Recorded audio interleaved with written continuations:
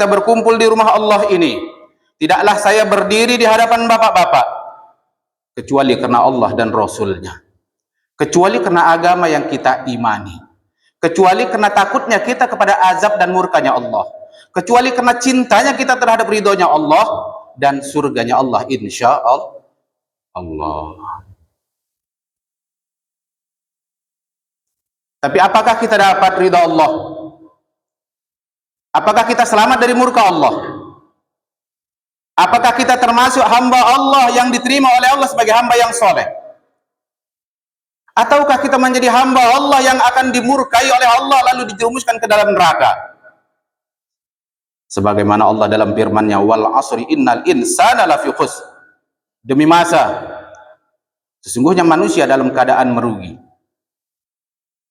Apakah kita tidak merugi? Ataukah kita saja yang tidak mau merugi, tapi anak istri kita biarkan merugi, terjerumus menjadi penduduk neraka? Jawabannya tidak, tapi prakteknya iya. Jawabannya tidak mau kita sengsara, dimurkai oleh Allah, tapi prakteknya kita menantang murkanya Allah dan azab Allah kepada kita, anak-anak kita, istri-istri kita, kampung kita, kalau bisa di bumi hanguskan oleh Allah Subhanahu wa taala. Itulah tindakan kita. Doa kita selalu untuk minta keselamatan supaya kampung ini aman, anak istri kita selamat dan kita diridhoi oleh Allah. Tapi faktanya beda di lisan, beda di tindakan. Min alamatil munafik, itulah ciri-ciri orang munafik. Apakah kita termasuk orang munafik? Wallahu a'lam bishawab. Paling tidak, apapun gelarnya, kita tetap hadir di rumah Allah ini sebagai tamu Allah, karena kita beriman kepada Allah dan Rasul. Wa nashhadu an la ilaha illallah, dan kita bersaksi tidak ada Tuhan selain Allah. Nanti kita akan sholat 2 rakaat sujud 4 kali kepada Allah. Wa nashhadu anna Muhammadar Rasulullah, kita mengakui Allah itu adalah utusan Allah. Nanti sholat kita bersalawat pada Rasulullah, salah satu rukun daripada rukun sholat. Alhamdulillah, kita muji syukur pada Allah. Sedikit kita dari jumlah orang yang banyak dihidupkan Allah di kampung ini, yang hadir di masjid Allah ini. Dan boleh jadi di antara kita yang hadir di sini, Jumat yang lalu kita sudah menantang Allah menjadi musuh Allah. Alhamdulillah, sekarang kita hadir di rumah Allah ini. Dan boleh jadi kita yang hadir di sini Jumat depan, kita meremehkan khutbah ini, meremehkan Allah, dan kita tidak hadir dalam jamaah masjid dimanapun kita berada. Na'udzubillah min dzalik. Khatib ingin menyampaikan 2 kalimat. La takun jahilan. Hai umat Islam, la takun jahilan. Rasulullah sudah menyampaikan dalam hadisnya, Al-Quran menjelaskan sejelas-jelasnya, al-farqu bainal alim wal jahil, bedanya antara orang yang berilmu dengan orang yang bodoh. Maka keluarlah kalimat la takun jahilan, janganlah kita bodoh, janganlah ada umat Islam bodoh, janganlah engkau bodoh. Sesungguhnya kebodohan adalah awal dari segala musibah. Tidak ada ibadah seorang pun di dunia, tidak ada ibadah kita ataupun ibadah saudara kita satu pun di dunia ini diterima oleh Allah kalau dengan kebodohan. Kullu amalin a'maluhu mardudatun la tuqbalu. Amalan orang bodoh semua jadi tolak, bahkan menjadi hujah, menjadi dosa. Bisa tidak bisa? Semua ibadah harus dilakukan dengan ilmu. Salat harus dengan ilmu, sedekah dengan ilmu, puasa zakat dengan ilmu, menikah dengan ilmu, semua dengan ilmu. Jangan kita jadikan suatu ibadah itu tolak ukurnya adat. Kalau adat di sini seperti ini, adat di sana seperti ini, adat di seberang sana seperti ini, maka agama kita akan mengikuti adat. Tapi adat itu harus sesuai dengan syariat. Yang bagus dipertahankan, yang rusak ditinggalkan. Kalau dalam beribadah ilmu agama atau beribadah kepada Allah, tolak ukurnya wajib dengan ilmu. Kemanapun engkau harus dengan ilmu. La takun jahilan, jangan kalian bodoh. Wala takun mutakabbiran, dan jangan kalian menjadi orang yang sombong. Apa itu sombong? Menolak kebenaran, cuek terhadap kebenaran. Tidak perlu, seakan-akan dia tidak butuh kepada Allah dan Rasul. hingga dia meninggalkan ilmu itu sendiri. Dia meninggalkan Al-Quran, dia menghinakan ulama, dia menghinakan isi Al-Quran, dia menghinakan Rasulullah, dia menghinakan Islam. Bersyukur terhadap pernikahan, tapi dengan kebodohan. Bersyukur dengan rezeki yang Allah dapat, tapi dengan kebodohan. Bersyukur terhadap anak yang diberikan Allah, tapi dengan kebodohan. Beribadah dengan kebodohan. La yuqbalullah, Allah tidak akan menerima itu sebagai ibadah, tapi menjadi dosa. Maka satu-satunya, kalau engkau tidak mau bodoh, wala takun mutakabbiran, dan jangan kalian menjadi orang sombong. Seakan-akan kita tidak butuh ilmu, seakan-akan kita tidak butuh ulama, seakan-akan kita tidak butuh Allah dan Rasul, hingga kita tidak mau belajar.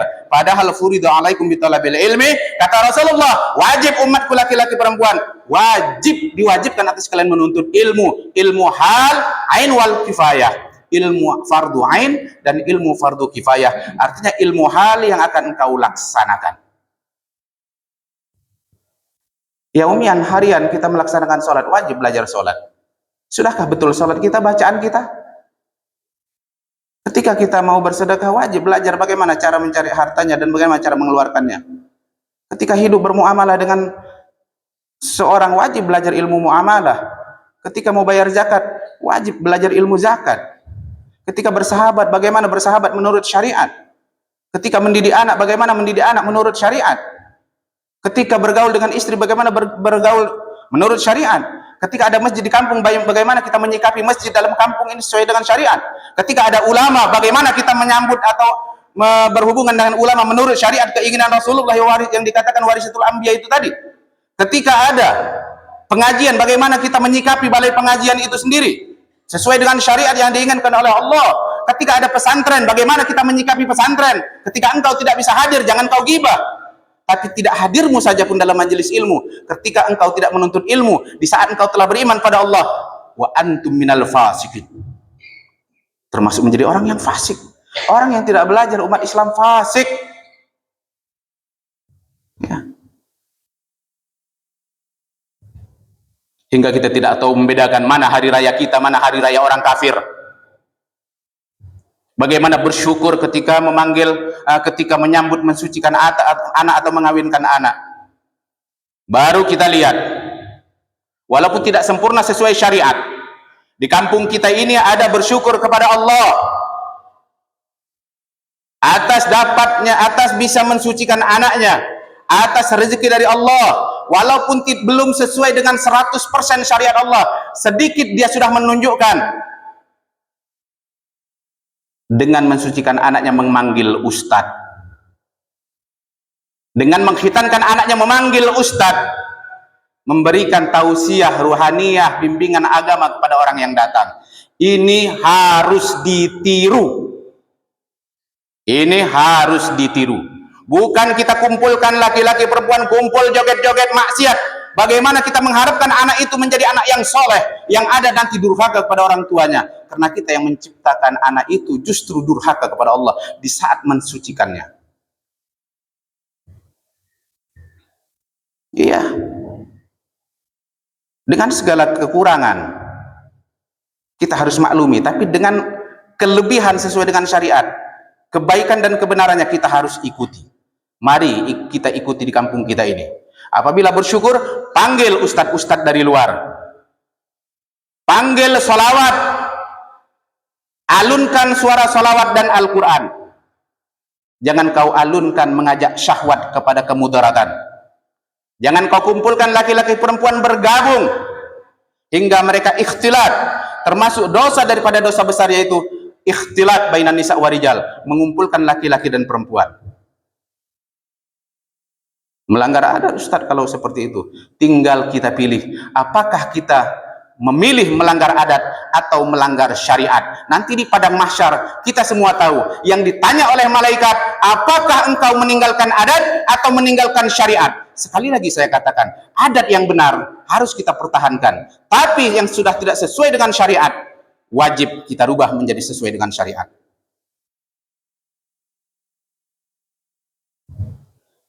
Siapa yang sini yang tidak masuk padang mahsyar? Siapa yang yakin tidak sampai ke padang mahsyar? wa huwa minal kafirin. Kalau ada orang merasa tidak sampai kepada, tidak ada itu padang mahsyar, berarti kafir dia. Jamaah Jumat rahimakumullah, dengan iman dan keyakinan kita kepada Islam ini, maka jadilah kita umat Islam yang betul-betul umat Nabi Muhammad SAW. Tuntutlah ilmu hingga bisa ibadah kita dibenarkan oleh Allah dan diterima oleh Allah Subhanahu wa taala. Jangan sombong, jangan malu, jangan takabur. Sesungguhnya iblis adalah makhluk yang paling alim, paling hebat. 80 tahun menjadi imam para 80.000 tahun menjadi imam para malaikat di Baitul Ma'mur. 40.000 tahun dia ibadah khusus,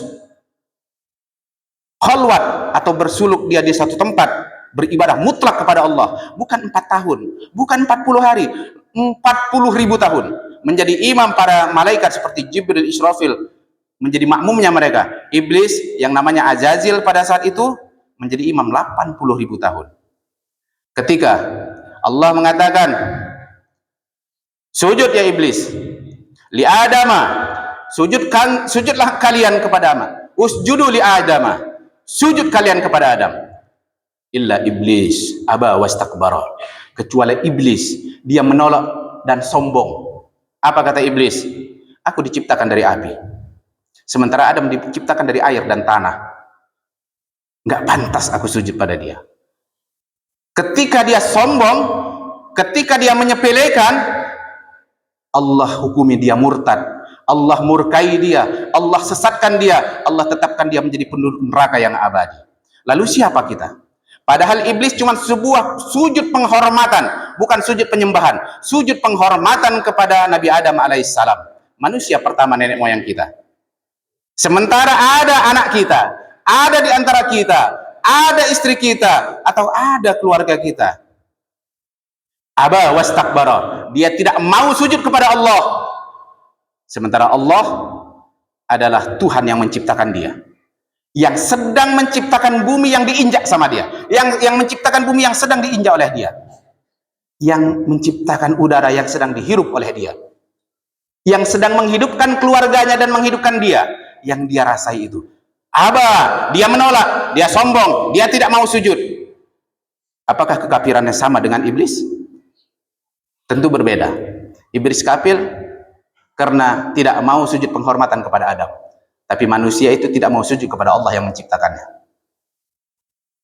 Gunakan akal kita untuk menilai diri kita masing-masing, jangan menilai orang, untuk menilai diri kita masing-masing.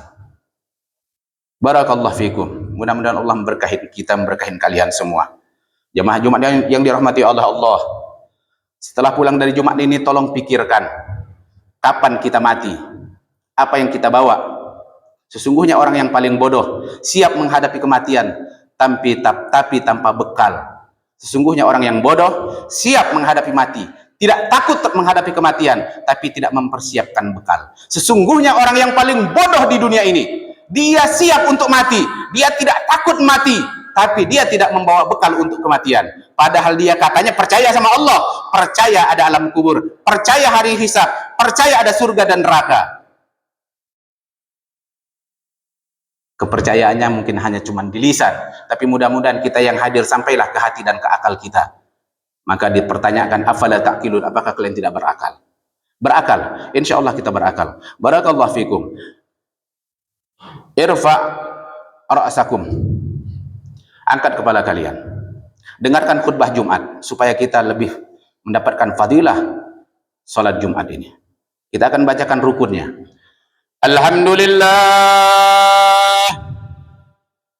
Alhamdulillahi rabbil alamin, asyhadu an la ilaha illallah wa asyhadu anna Muhammadar Rasulullah.